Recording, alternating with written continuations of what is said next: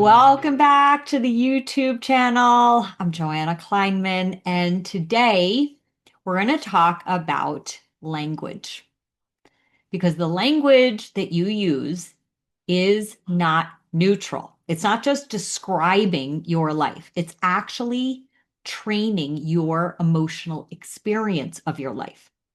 So, your words don't simply reflect reality.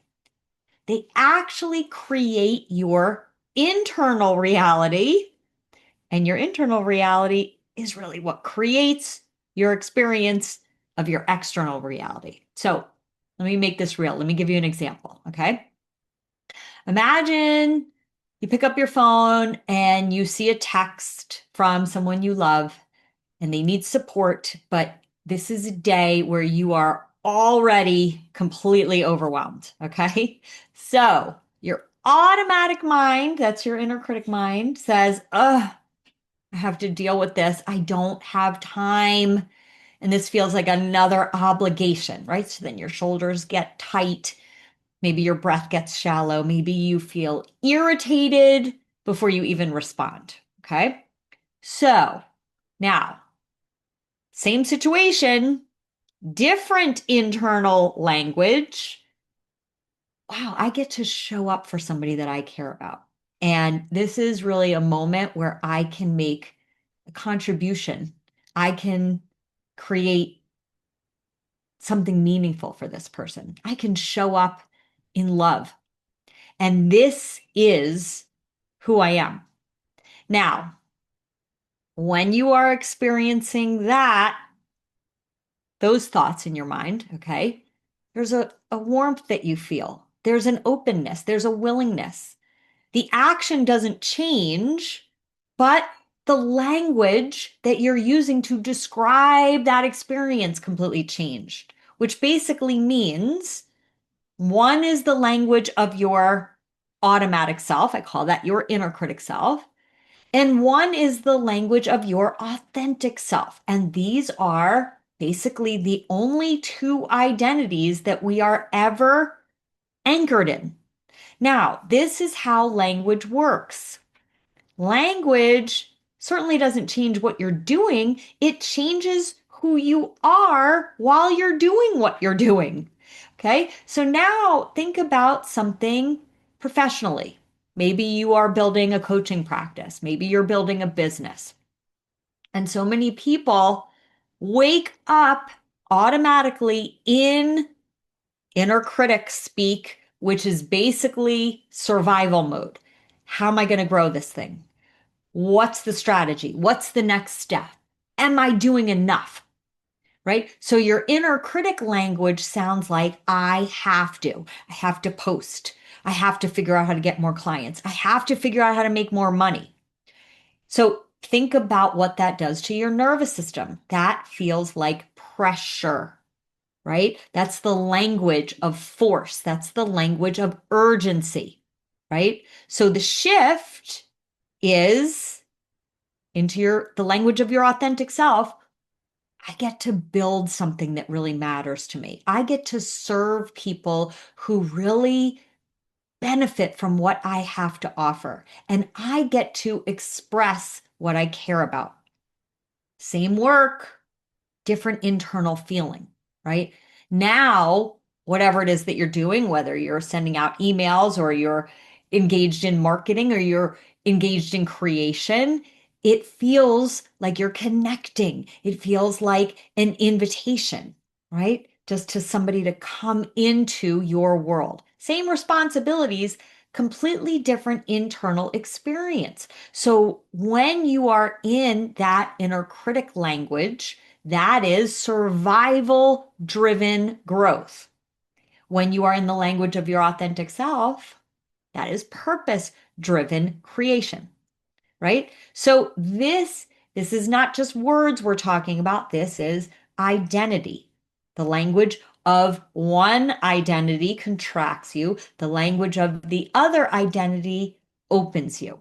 So your inner critic absolutely runs on a very specific vocabulary. And that vocabulary shapes how you see yourself, how you see other people, how you see your relationships, how you see your circumstances, how you see your experiences, how you see your work, how you see your purpose, basically how you see every important part of your life, which means your words are actually instructions. So the real question becomes, are you surviving life or are you designing life? Now, most of us say that all we want in life is to be fulfilled. Okay. Problem is, we've been trained to look at fulfillment through a very automatic lens. So we look at fulfillment through achievement. We look at fulfillment through seeking approval, right? Wanting to feel valued. We also seek fulfillment through reaching goals, reaching certain arrival points, reaching certain milestones that we've set in our head, right? So from that lens, that's the inner critic lens. We ask of life, am I winning? What we don't ask is, am I fully self-expressed? Do I feel alive and invigorated by what I'm doing? So we think our fulfillment comes from things like money, from success, from our reputation, from how other people perceive us, whether they perceive us as smart or accomplished.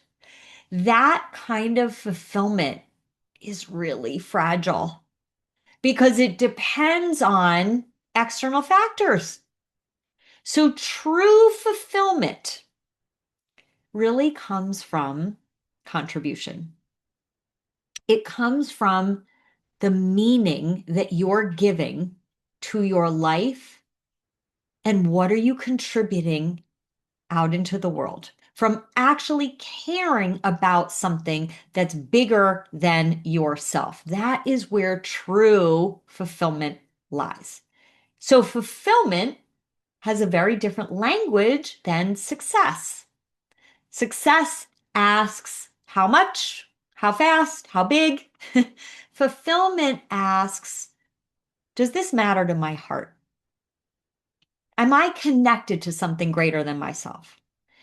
Is the energy of love moving through me with this?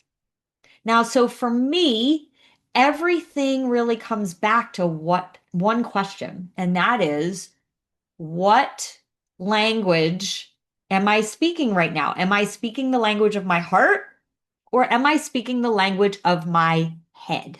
Right? So when my heart is leading, the language is very different, right? The language is rooted in presence. It's rooted in connection. It's rooted in contribution. When my inner critic takes over, which is all up here, the language shifts. What if this doesn't work? What if I fail? What if I can't create the vision that I see? And that is when the language produces control, it produces stress, it produces pressure, and that stress and pressure then leads to trying to figure out what's the strategy? How can I control how this is going to go? How can I prove my value? Now, none of these words are wrong, okay? They're just dangerous when they replace your heart, right? When they don't serve your heart, they instead replace your heart and you're living your life and governing everything that you're building through the lens of your head. Okay. So I know when I've shifted from the energy of my inner critic to the energy of my authentic self, when I feel something differently internally. Okay. So this leads us to talk about motivation because there are really two kinds of motivation. There's push motivation and there's pull motivation. Now, pull motivation is very different than push. Push motivation is inner critic energy. I have to. I've got to get there. I'm behind. I need to prove this, right? Again, pressure, fear. Now, that can all create success. It can. But that success comes at a cost. So pull motivation is very different energy. That's the energy of your authentic self. So it sounds like I am motivated to take this action because this is who I am. This is what matters to me. This is what I'm being called to do. This is how I'm being called forward. So there's discipline, but it's not discipline from have to. It's discipline from I get to. There's action to take, but it's guided by bigger meaning, right? What am I contributing to the world that's greater than just me? Now, this distinction is really the mind method in motivational language. So the M step of the mind method is meet your inner critic. Okay. What you're doing is you're basically noticing the language of push and prove and strive. Investigate the indication signs. You are feeling the fear and the urgency underneath that push language. Neutralize the never ending message. That's the end step. You are creating a space between that voice of pushing and striving and really starting to understand what's the core wound that whole identity is trying to protect me from. It's a big part of this because that's really what that push motivation is. It's protecting us from some core wound that's associated with, I really don't feel like I'm good enough. And in order for me to feel like I'm good enough, these external conditions have to be met. So the D step, design your life, is really choosing the language of pull. This matters. This feels aligned. This is who I'm becoming. Now, the mind method doesn't fix the motivation. Remember, we're never getting rid of our inner critic mind. And so, therefore, we're never getting rid of that inner critic language because it's really been conditioned in us. This is about recognizing which energy your language is creating and unhooking yourself from the language and the energy of pressure and fear to the energy of purpose and the energy of aliveness. So I meet a lot of very successful people. Okay. They're high achievers. A lot of them have a lot of success, but they are feeling emotionally empty because their success grew faster than really what is their emotional evolution, right? We could say our emotional evolution is accessing the emotions, the energy, the language of our authentic self. Now, I know this because I've lived it. I built a lot of things in my life through push. I built a lot of things with an attachment to timelines. I've built a lot of things through the pressure that my inner critic put on me. And it worked, but it cost me. What did it cost me? It cost me emotional intimacy.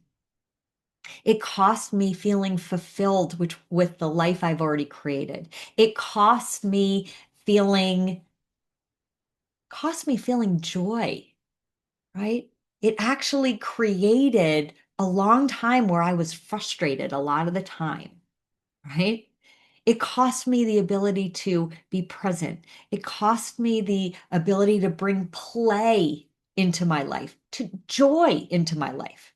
So even something as beautiful as wanting to make a contribution into the world can lose its soul when it becomes driven by the pressure of our inner critic, right? So the impact that we want to make has to stay emotionally alive. So this is especially for you if you're a coach, if you're a leader, if you're a therapist, if you're a healer. Your fulfillment is about accessing your wholeness right now. It's about being fully alive inside of yourself right now.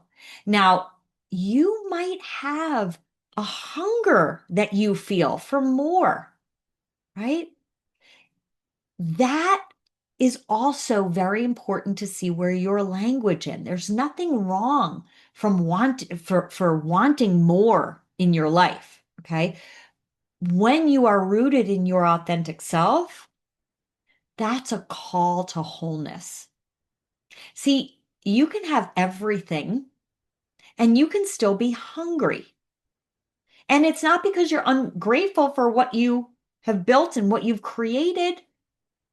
It's because your heart continues to want that aliveness.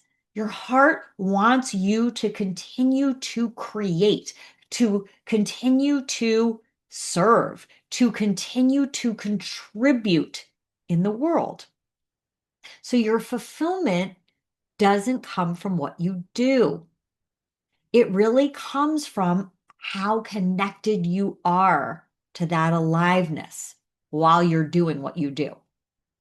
So your transformation is really about a new identity state, a new relationship with yourself and life and what you're doing so that you are rooted in the language and the energy of your authentic self while you're building what you're building, while you're doing what you're doing.